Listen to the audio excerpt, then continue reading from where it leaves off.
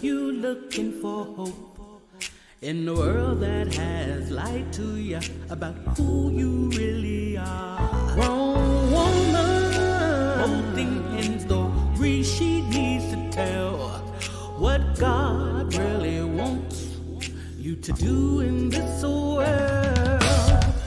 In his name, hope to break free from the shackles and the lies that have become your truth and put blinders on your eyes. Because she was so brave that she was taking care of things for me that I didn't even realize that as my adult grown woman self, I was not. Or she just did. Welcome to Stacy Speaks Hope, the podcast that explores the lies that have kept your little girl bound. We trust the truth of God's word to offset the lies. I'm your host, Dr. Stacy. Get ready to be empowered to become the hope-filled woman God has called you to be. I'll share some of the lies that have held me back. If you hear something that you can relate to, drop a comment in the chat and we'll talk about it. Hey, you're back. Let's continue on our journey. I got a question for you to get us started. How is your little girl showing up in times of uncertainty? Is she panicking in fear? Is she feeling so out of control that she's angry and lashing out at her family and loved ones, lashing out at perfect strangers?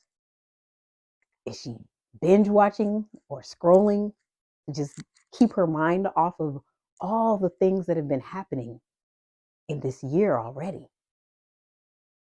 Maybe she's eating her emotions. That's a way sometimes we console ourselves. As we look at the patterns of the way our little girl responds to life around her, we've looked outward at relationships, we've looked inward at how we talk to ourselves, but now let's look at, it's not any one thing, one person in particular. How does your little girl deal with uncertainty? Some may call it lack of control. What's the feelings? What are the emotions that this is tied to?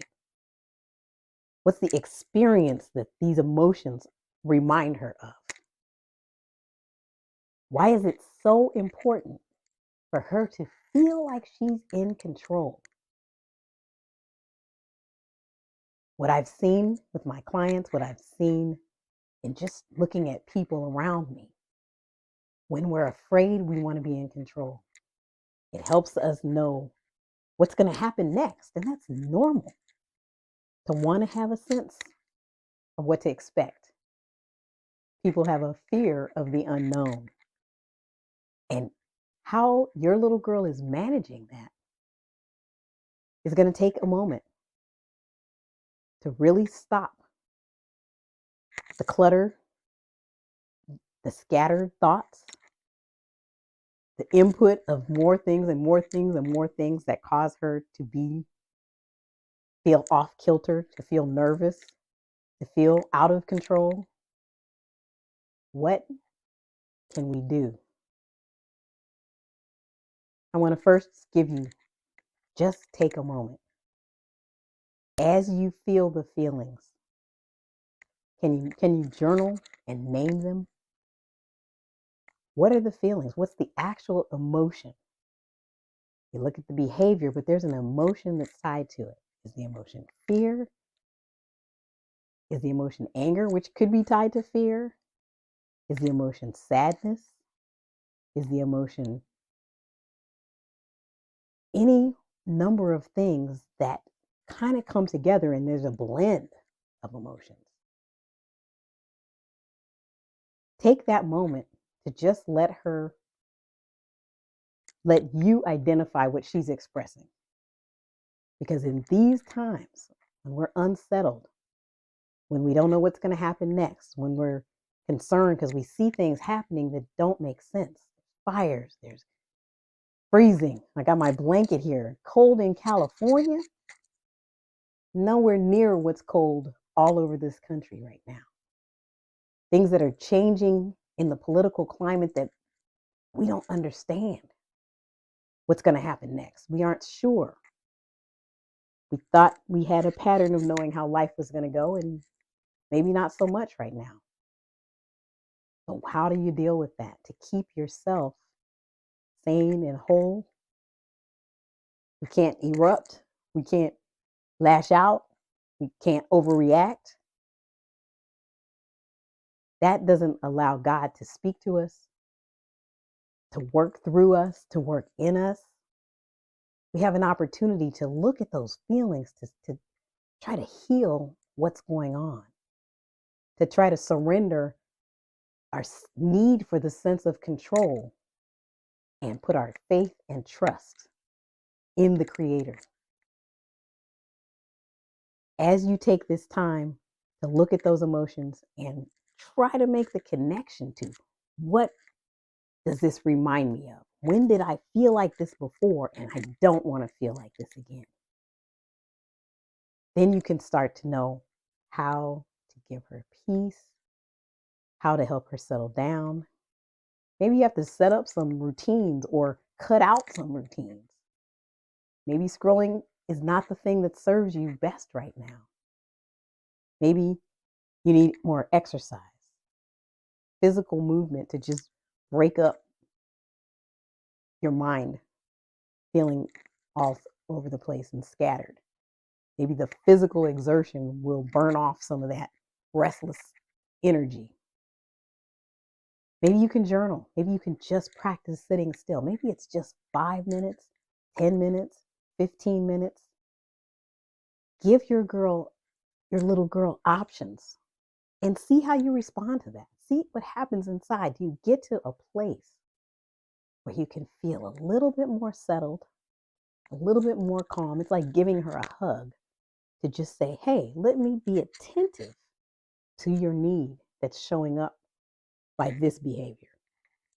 And of course, you may not be able to make that initial direct connection, but you know something's off. You know you don't feel like yourself.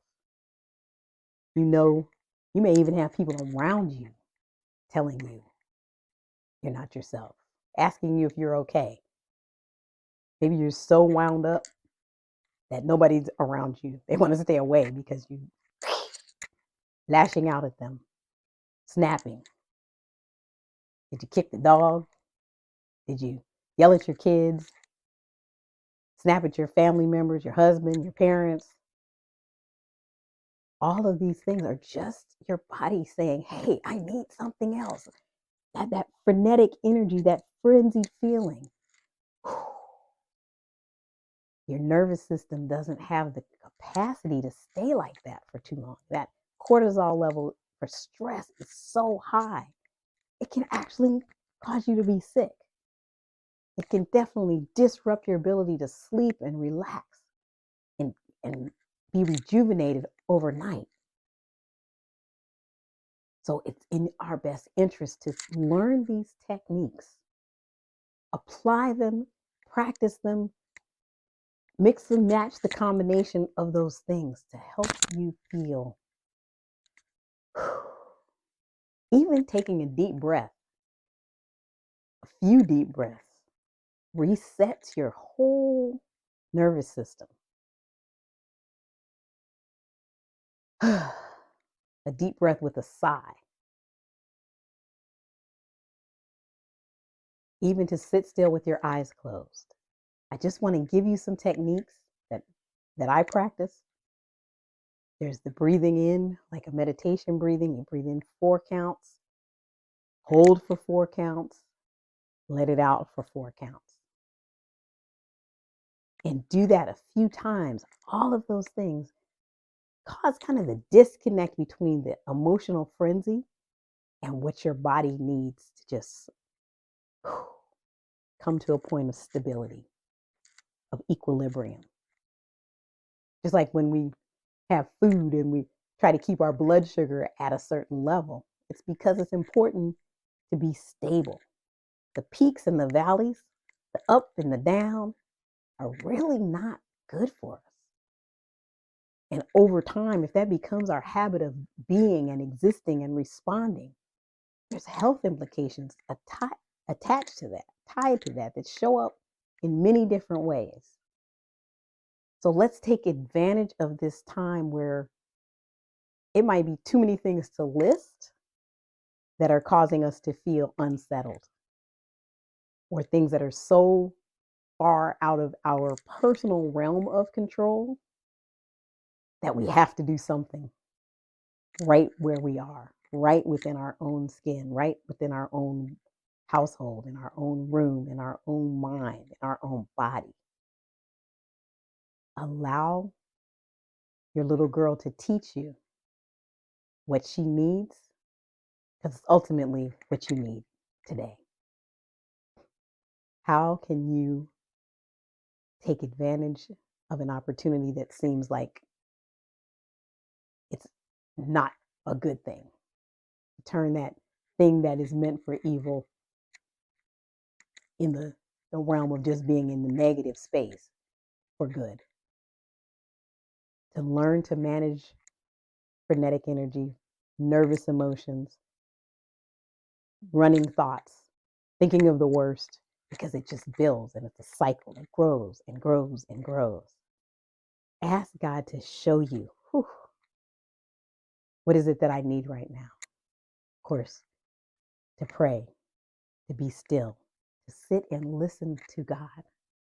Let the Holy Spirit speak to you and assure you that it's going to be okay in a way that you can't see right now. That's where faith and trust and hope come in. That's where we have to practice, because it doesn't come naturally. And if you've lived in that state for a long period of time, maybe that's all you've known. This may sound completely foreign to you. I get it. So that's why I try to give you a few little steps, a few little practices that start to apply the things that I'm saying, the things that you'll find out what works better than others. You may have to do it for a few days in a row before you see if it makes any difference, any change. Be careful what you bring into your eyes and your ears, what you consume, what you put out. So then now, that little personal accountability. What do you say? What do you talk about? How do you talk about those things that are around you, people that are around you, situations that are happening? Can you see them happening for you rather than to you? Maybe it's a challenge to do something that you've never done before, because there's going to be something that comes down the road that you had never imagined. And now you may need to learn a new skill that's going to serve you in the future, that you're going to need to know at a time that hasn't come up yet. This can be a gift. And most of all, I encourage you to play your part in keeping it from being harmful to yourself and a hindrance to your life, your health, your peace, your spiritual walk. Read the scriptures and see how the things that have happened in the past have played out and what they looked like. And people thought, oh, this is the end. Oh, this is the worst. Oh, this is. And we're all still here. We don't know the time. We don't know when things are going to not be like this anymore. But what can we ground ourselves to? What does your little girl need to feel safe? How can you be the one to rescue her? Because remember, she was the one that rescued you when she was protecting you from those things that were the lies in the childhood. Now, are you replaying lies? Are you creating new lies, new stories? Let's flip the script. How do you bring some peace and calm to console your little girl? And in turn, console that inner part of you that nobody else can see or touch but God. And if you've ignored it so long that you can't see it anymore, It's time to look deeply, to take the time to make sure she doesn't get ignored anymore, to coax her to come out of hiding. Because what she really needs right now, big hug, to be reassured that she's safe, to be reassured that she's not going to have to be afraid of those same things hurting her again. That's part of the healing journey. That's part of the process. And it's okay that it doesn't happen all at once, but here's your chance to make sure you take a step today that you haven't taken before.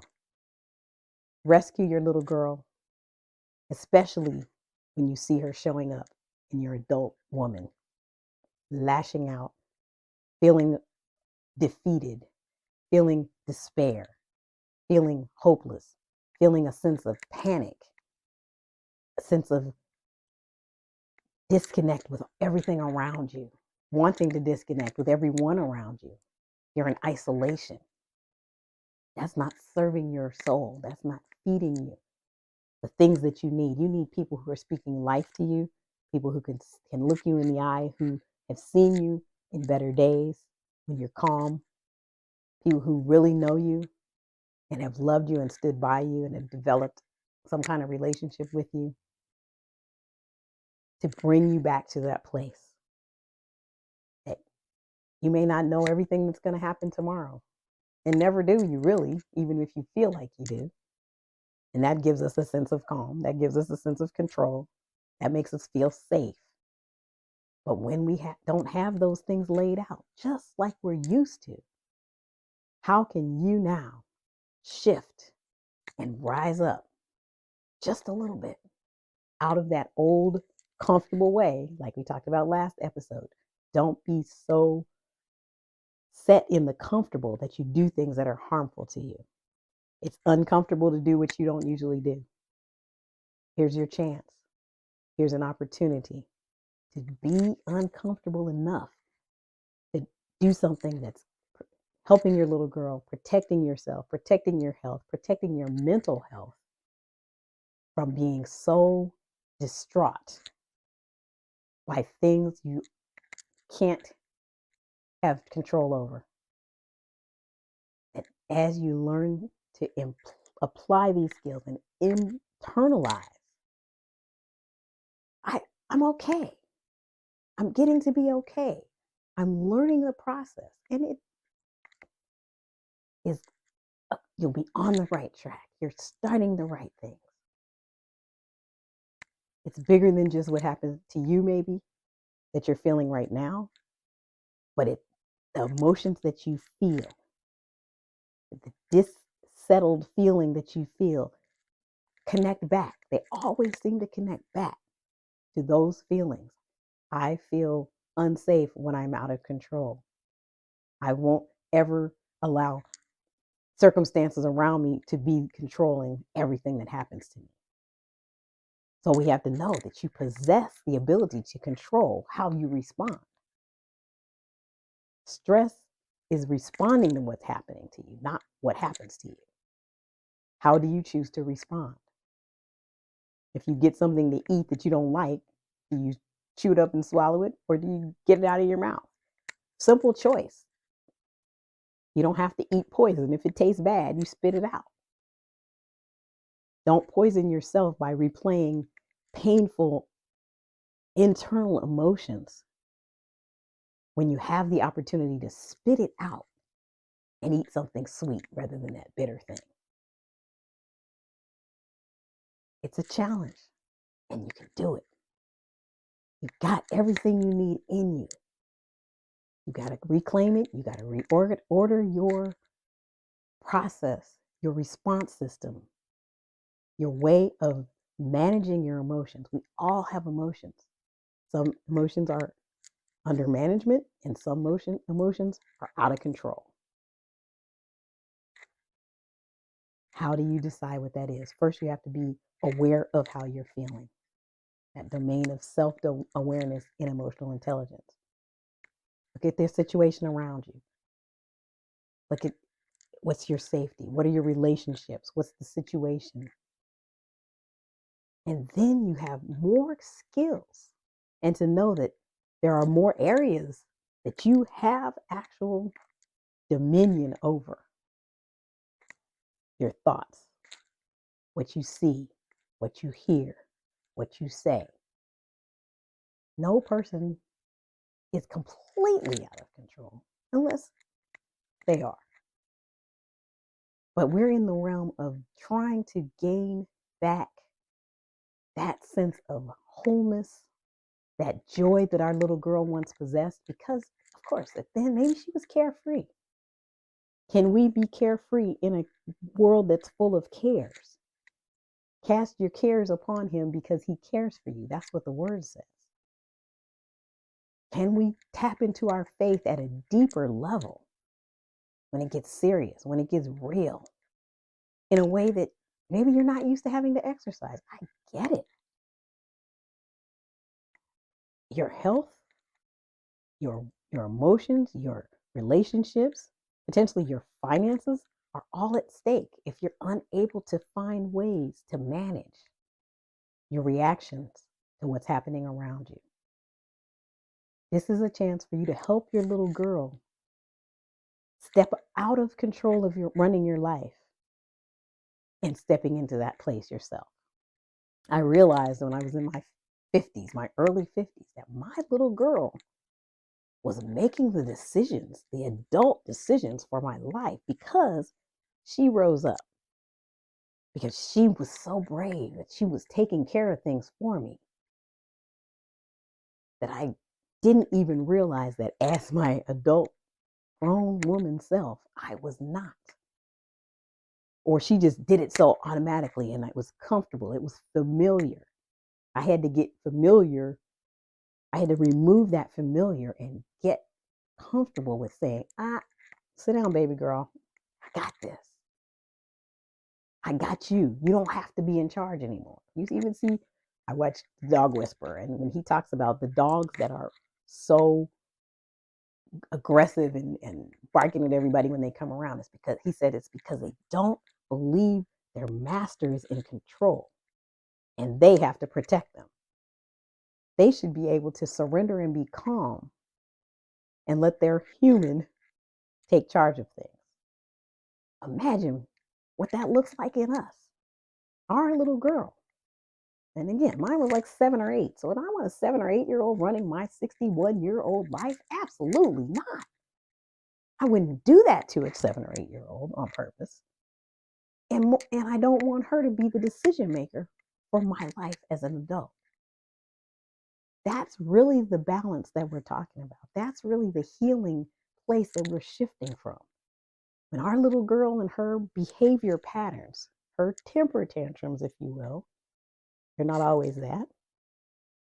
But just consider, even just that category of behavior, her temper tantrum showed up in my life, I probably wouldn't have a job.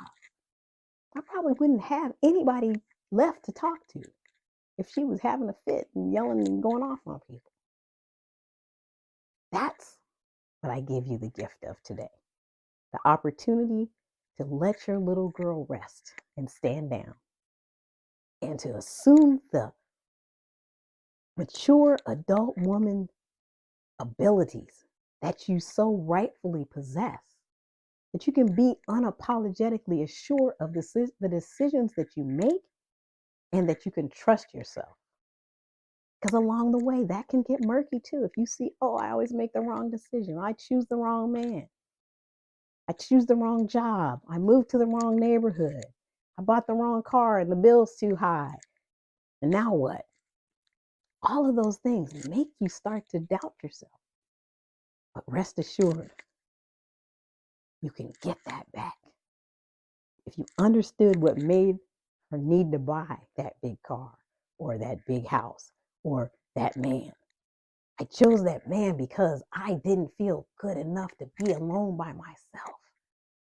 So I just went from one marriage to another. Instead of just saying, I'm okay. Of course, we want to be in love. We want to get married, all of those things. But the reason behind it, the true motivation behind it, is what we need to investigate so that we can see what that's really about, so that we can get healing in that area. We can give that to the Lord and say, I don't want to be like this anymore. I didn't even know I was like this. I didn't even know I had a problem until I had to look and see what the problem caused. That makes sense. So please accept this challenge. Please consider how the baby steps that are vital in times where you feel most off kilter have to be learned and applied. Take a chance, trust yourself. We're going to walk this out. We're going to walk it out together. Leave a word in the comments. If you heard something, if you felt something, you could name the emotion that your little girl is feeling right now. In times of uncertainty, how does your little girl show up? Part A. And how do you help her feel safe? Part B. Thanks for tuning in. Thank you for watching Stacy Speaks Hope.